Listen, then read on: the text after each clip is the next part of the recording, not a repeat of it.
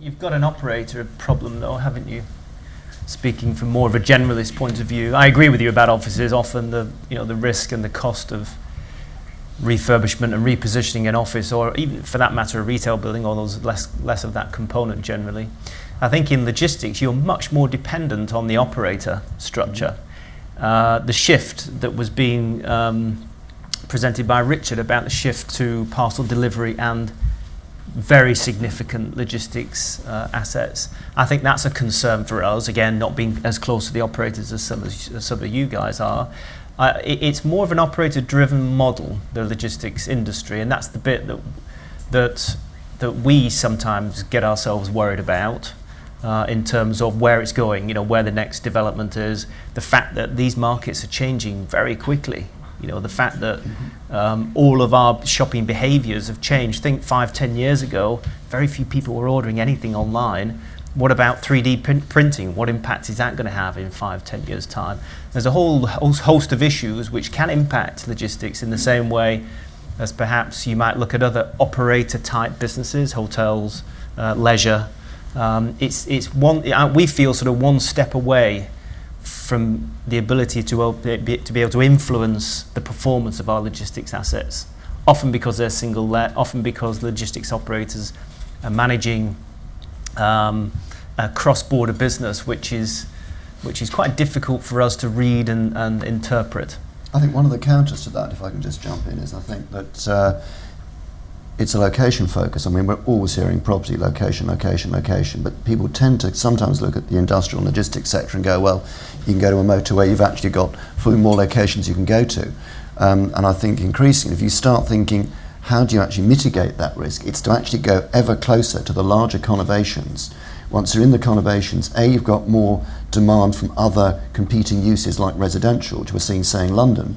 You've squeezed out a lot of industrial markets in London. You just take Battersea, you take Stratford for the Olympics, Battersea. You can turn around and argue now that quite a lot of the original distributors' new clients are moving in because the residential's coming. They're now, with the last mile delivery and e-commerce, providing greater demand with a squeezed supply for the actual logistics and industrial operators. And so my focus is, and going forward, I think for us, is looking at the inner and outer urban areas. You do have more risk further out of town because those locations can be replicated much more easily.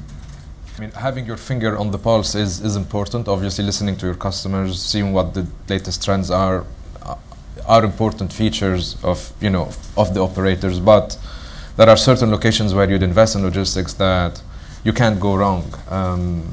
London might be one of those, but I can't pick any other area close to population centers, consumer centers, airports that I wouldn't say irrespective of price, but you can't go wrong with this. They will kind of always be leased, and we've seen this for the 10 years we've been here and the crisis in the middle, how these locations have performed.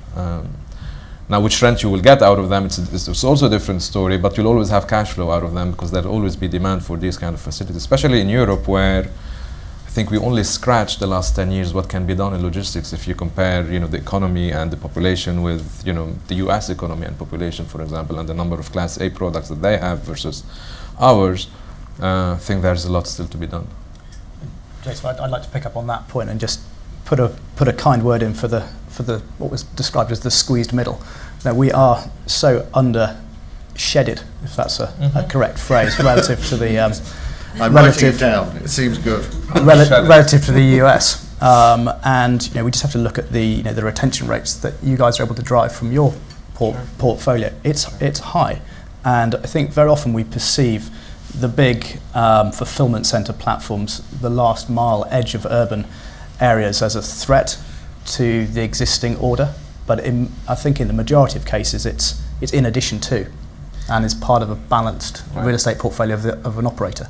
And that's an important point. I mean, the retention rates are so high in certain locations that, I don't care about which lease term it's leased. So here I'm looking at some of the valuers here in the room. I don't care whether it's 1 year or 10 years. It's, it should attract the same yield because there is limited risk in having this property vacant for 2 years.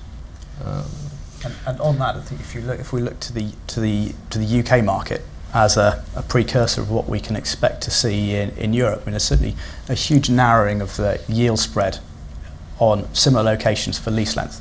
So if you're in a prime location on a 5-year lease, there's very little spread to the yield on a 10-year.